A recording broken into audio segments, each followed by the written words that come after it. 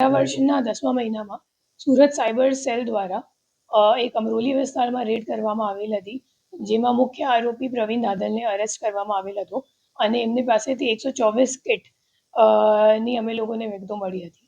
એમાં 4 બીજા આરોપી જેમનું નામ ખુલેલું હતું, જે નાસ્તા ફરતા હતા.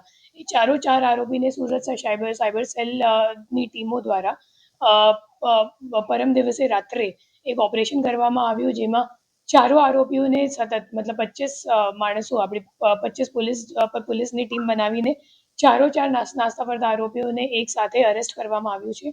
અને જે 4 આરોપી છે એમને સામે ઘણા બધા એ લોકોએ સેવિંગ બેંક એકાઉન્ટ અને કરંટ એકાઉન્ટો બેંકમાં પોતાની નામથી ખોલાવીને કમિશન પર જે સાયબર ક્રાઇમ ગેંગ છે એમને આપ્યું છે.